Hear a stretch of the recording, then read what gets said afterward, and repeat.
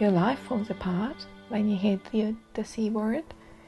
We just didn't see it because you think of prostate cancer as an old man's cancer.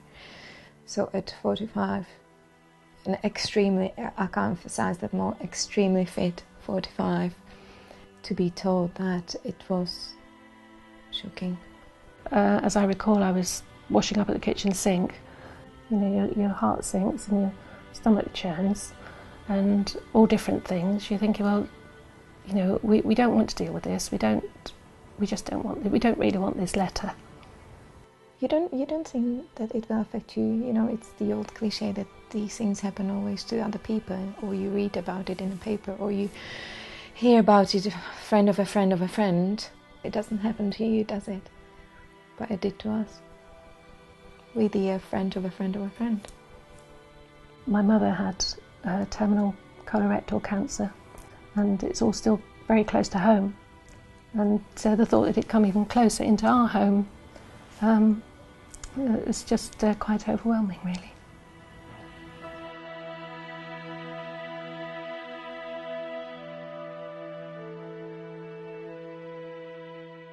There's a lot of prostate cancer about. My risk, I'm 50, and my risk is about 40% today of having prostate cancer cells in my prostate. And the risk of me getting clinically significant prostate cancer, in other words, prostate cancer that causes me a problem, is about 8%, so nearly 1 in 10. As the population ages, the proportion of men at risk increases. The main problem or challenge with prostate cancer is separating out what I might have, or what I hope I have, which is clinically insignificant disease, which is almost a normal part of aging, from that disease that will progress, invade, and metastasize. And currently our tests aren't brilliant at discriminating between the two.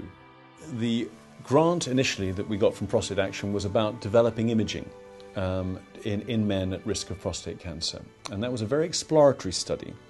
There were just a few ideas floating around at the time that imaging might have the characteristics to detect disease that needed detecting, but importantly to overlook disease that didn't need detecting. Big funding organisations are very conservative organisations, and they tend to fund people who've been funded before. They're not going to throw 2 million at us unless there's a pretty good chance that our ideas are going to come to fruition. What's different about Prostate Action is that they are open to new ideas. In fact, they encourage new ideas. They encourage ideas that will transform care and transform practice.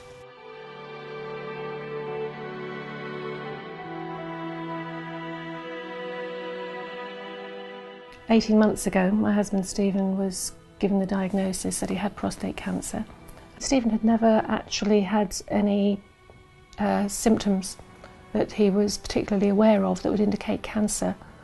And certainly I think for gentlemen, they need to understand that there isn't anything that's going to shout out that you have prostate cancer. You need to actually go and have a check. My husband Mark was only 45 when he started having problems passing his water, and he went to the doctors to see what they could do.